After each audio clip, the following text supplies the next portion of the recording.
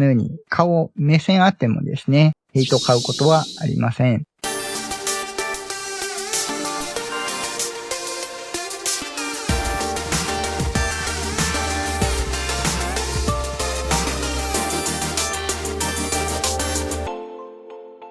はいどうもしんです。本日もアークサバイバルエボルブドをやっていきます。本日はですね、後ろに見えておりますカマキリくんの徹底解説とヒトマストラップのご紹介をしていこうかと思います。先日ライブの方でですね、2紹介のトラップ使って乱獲していたんですが、紹介動画ご希望がございまして、超有能な性能とともにご紹介していこうかと思います。各内容チャプターで飛べるようになっておりますので、ぜひご活用いただければと思います。普段ですね、アークについてトラップであったり、建築動画、冒険動画、ニュース速報的な情報発信であったり、チュートリアルなどもお送りしておりますので、ちょっとでも面白かったよとか、役に立ったよとかございましたら、ぜひ高評価、チャンネル登録よろしくお願いいたします。あと、Twitter の方でも随時情報共有や配信投稿情報、動画で使った資料の配布、リクエストや相談も受け付けておりますので、Twitter の方でもフォローよろしくお願いいたします。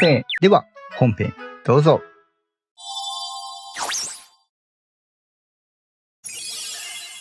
ではですね、まず、カマキリくんの性能からご紹介していこうかと思います。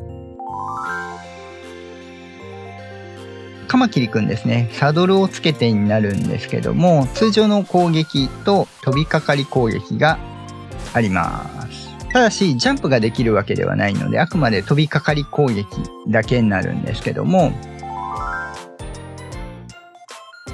採取としては草むらですね、攻撃していただくとこのように繊維のみ取れます。ベリーが取れないので繊維採取としてかなり有効になってまいります。絡まれても倒せる強さも持ってますので、この辺が基本的な部分となります。カマキリくんですね、その他にツールを装備することができます。これを装備することによって、このようにですね、なぜか二刀流になるんですが、攻撃することができます。ツールが使える分ですね、サバイバーが手で採取するような内容っていうものは利用することができます。もちろん、これは原始的なものになっておりますが、思考であったり強いものですね、装備すればその分攻撃力が上がるというものになりますので、かなりサバイバーと同じようなことができるということになります。昔ですね、ちょっとバグで剣とかですね、スキンつけて装備すると2つ分かれてたんですが、その辺はちょっと治ったようですね。気になる方は昔カマキリ紹介している動画とかに出てくると思うので、自分の動画にもないんですが、誰か出してる人を見ていただくと4刀流になっている姿が見れるかと思います。一応ハサミとかも装備できるので、毛が分かれるのかは分かりません。ただし、最初の槍に関しては、投光武器の扱いになっているのか分からないんですが、装備することができません。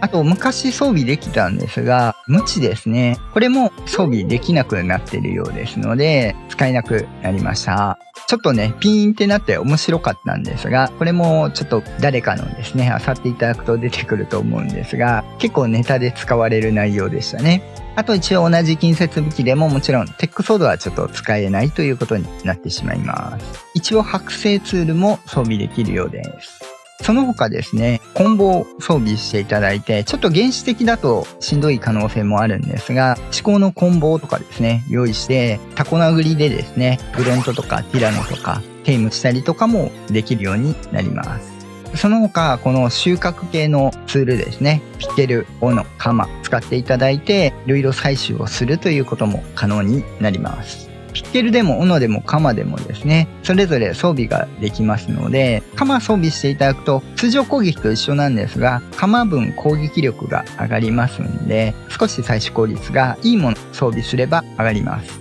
主にはピケルとか斧になってくると思うんですが、それぞれですね、性能が乗っかってくることになるので、木から藁であったり木であったり、それぞれ使い分けてですね、採取するということも可能になります。戦闘に関しても各種採取に関しても有効的に使えるというものになります。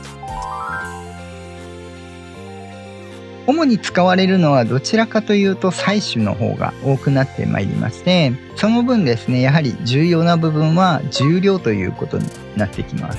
ステータス振っていくのもですね、極力重量に振っていくと。あとは移動スピードであったり、スタミナを振っておくと死なないように多少体力はあった方がいいかもしれないですが、メインは重量の方がいいかもしれません。戦闘班で使うんであれば、体力と攻撃力は上げていきましょう。このカマキリ一番活躍できるのがエクスティンクションになりまして、エレメントノードを収穫する際ですね、手動でないとエレメントの収穫できないんですが、カマキリくん使いますとサバイバーと同じ扱いでピッケルで採取ができますので、カマキリくんを使ってエレメントノードの収穫ですね、することが可能です。これが一番活躍できる部分になりますし、その他ジェネシス2のエレメントの宇宙の採取とかですね、も活躍することができます。後ほどご紹介しますが、フィールドなどであればですね、かなり初期の段階からテイムすることが可能になりますので、繊維の採取担当としても使えますし、その他の採取としても万能的にですね、活躍させることができる生物になっております。他の採取のものより重量軽減とかはないので、重量面ですね、厳しい面は出てきますが、何か運搬用の生物とですね、併用して使っていただくと、かなり有効的に使える万能生物となっております。もちろん絡まれても撃退できる戦闘力もありますので、ご活用いただければと思います。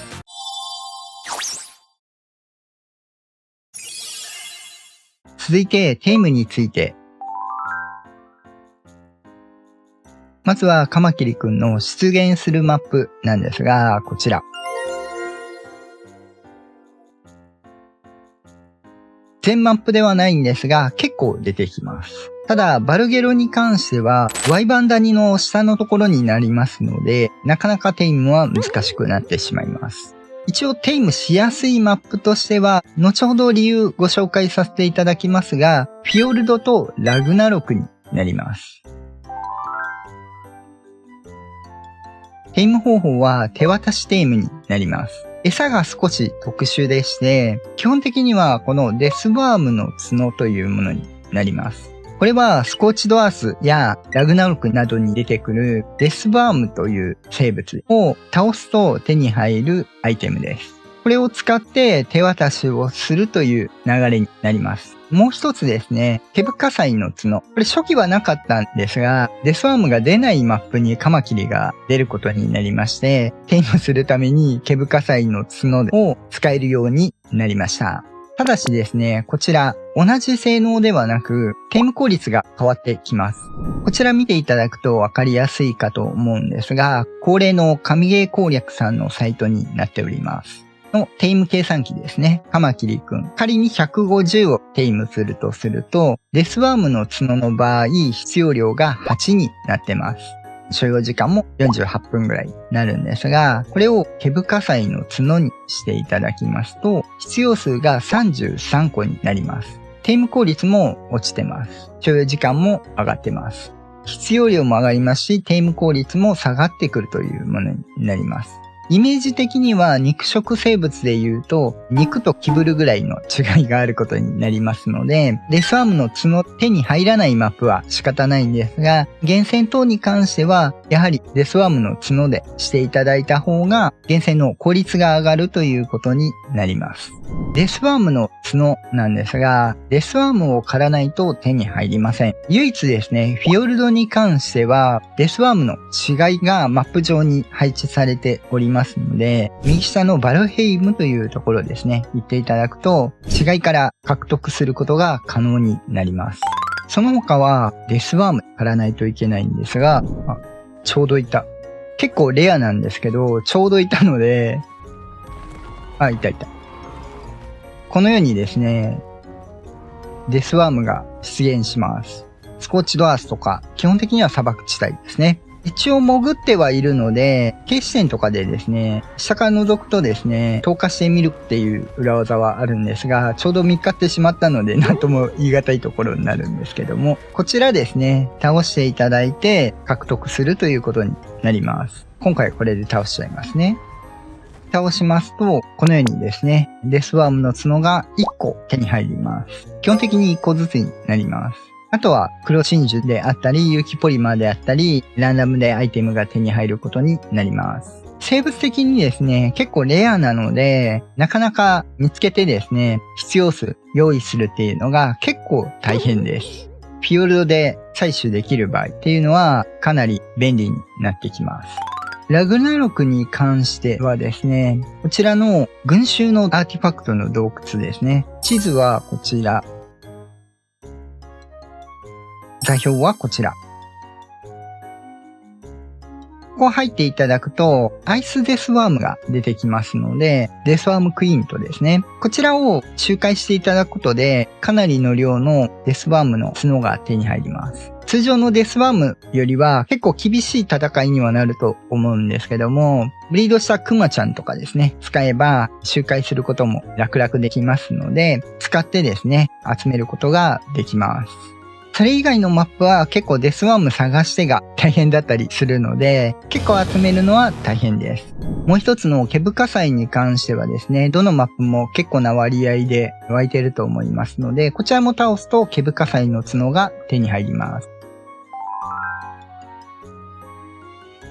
通常テイムする場合なんですが、ヘイトを買ってはいけません。かなりヘイトの買いやすい生物にはなりますので、このようにですね、ギリー装備をフル装備つけていただいて、さらに防虫剤というものがありまして、あまり近づいたり攻撃しなければ、虫系やコウモリから襲われなくなるものになっております。プラスですね、このように Y バーンであったり、レックスがいるんであれば、乗ってくると便利です。Y バーン乗ってる時であったりとか、レックス乗ってる時であれば、このように近くに行ってもヘイトを買うことがないので、ある程度近くまで行けるということになります。先に周りの生物ですね、敵対モード入ってるとテイムできなくなっちゃうので、綺麗に掃除をしてからするということになります。あともう一つ注意しないといけないのが、カマキリくんですね。これは、後ほどのトラップテイムでもそうなんですが、殴ってしまうと、ヘイトが一生切れなくなりますので、目当てのカマキリを殴ってしまわないように注意してください。できれば、一匹に厳選していただいた方がいいです。この場合ですね、後ろからももちろんそうなんですが、防虫剤を使っていただきます。防虫剤ですね、右下出てくるんですが、これですね、重ね掛けができないので、最初はいいんですが、切れそうになった時はご注意ください。一番右にデスワームの角とか毛深祭の角を装備していただいて、このようにですね、後ろ側に回り込んでいただいて、しゃがんで一人称でそろーりと行きましょう。勢いよく行ってしまうと気づかれてしまいます。見つからないようにね、後ろから行きましょう。これで与えると。すぐ離れる。すぐ Y バーンとかレックスに乗ると。しばらく空腹になるまで待つということになります。これを繰り返すんですが、一番やりがちなのは防虫剤が途中で切れてしまってってなると、かなりヘイトを買ってしまいますので、残り時間はチェックしましょう。かなり注意が必要なものになります。これがカマキリの通常時のテイム方法になります。これを簡単にする方法が大きく分けて2種類ありまして、一つが透明テイム。今ですね、シャドウメインであったり、デスモダスであったり、透明になれる生物がいます。それを活用してテイムするという方法ですね。基本的にはシャドウメインの方ですね。シャドウメインの能力に関してはですね、以前シャドウメインの徹底解説を行っておりますので、ご活用いただければと思います。今回透明テイムの方はしないんですが、シャドウメインをまずオスメステイムしないといけない面もありますんでね。一応その透明を使ってテイムするという手段があります。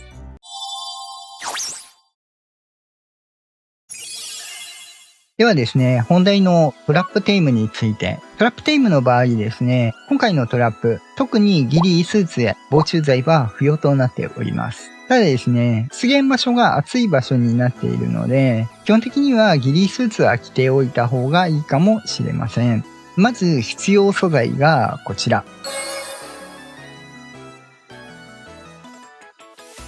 簡単な1マストラップになっております。実際作っていきますと、向こうからカマキリが来るとして、土台を設置します。一応出入り口として両扉枠と扉を張るんですけど、これ別にゲーム上は壁でもいいです。人で誘導する場合の出入り口と使い回しする場合のカマキリの回収用の扉になってます。あとは壁を高さ2段で立てていただきます。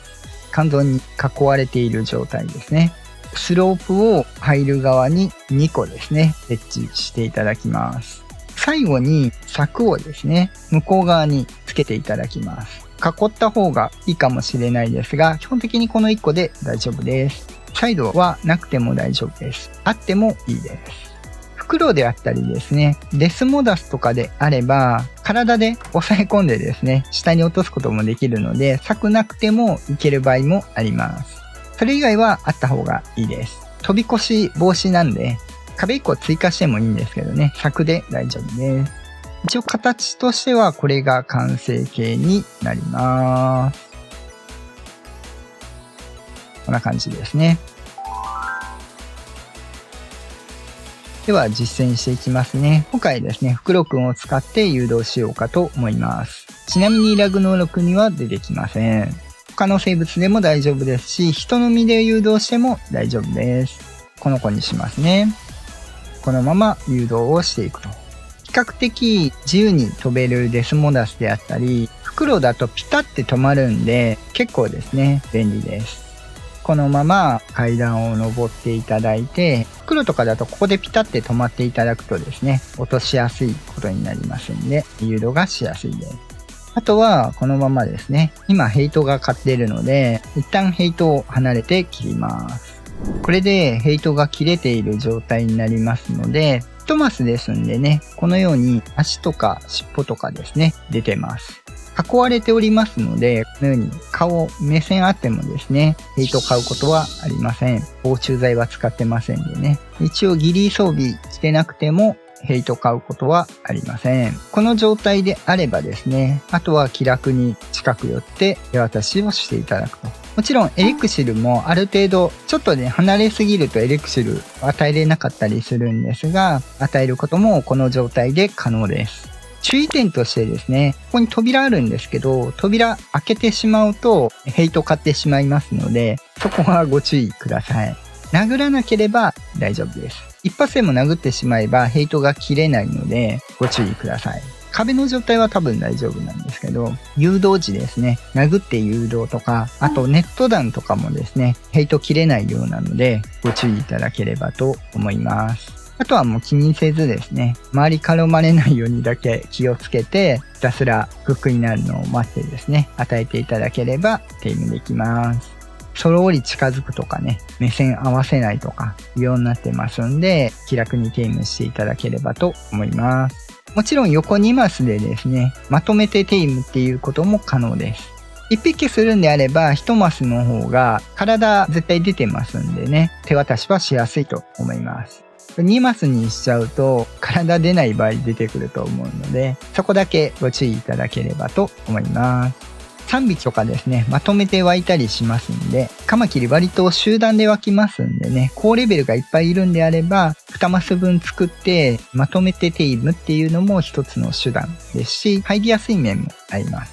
もちろん1個ずつ作ってですね、それぞれ1匹ずつ捉えるっていう手段でも可能です。そこはお好みでご利用いただければと思います。これであればですね、一回誘導して捉えてしまえば、あとは楽なんで、もちろんフクロウやデスモダスでなくてもですね、誘導できますんでね、人で誘導する場合は扉開けといてですね、吸って出ていただければいいので、そういう手段も取れま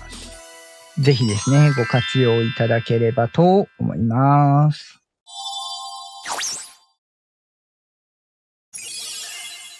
はい。では、いかがでしたでしょうか。本日はですね、カマキリの徹底解説と1マストラップですね、ご紹介させていただきました。このトラップ使っていただくと、見た通りですね、前に立ってても一切敵対しませんのでね、ぜひご活用いただければと思います。どっちかというとですね、誘導の方が大変だと思いますので、ある程度距離離れて作らないと、敵対が先にトラップ作ってる時に来ちゃいますんでね、ご注意いただければと思います。一発でも殴ってしまうと、ヘイト切れないので、そこだけご注意ください。あと、もしですね、建築物にヘイトがいった場合も切れないので、その場合は置き換えしていただくと、ヘイト切れると思うので、ご活用いただければと思います。ではですね、本日は以上となります。普段ですね、アークについてトラップであったり、建築動画、冒険動画、ニュース速報的な情報発信であったり、チュートリアルなどもお送りしておりますので、ちょっとでも面白かったよとか、役に立ったよとかございましたら、ぜひ高評価、チャンネル登録よろしくお願いいたします。あと、Twitter の方でも随時情報共有や配信投稿情報、動画で使った資料の配布、リクエストや相談も受け付けておりますので、Twitter の方でもフォローよろしくお願いいたします。また次回お会いいたしましょう。バイバイ。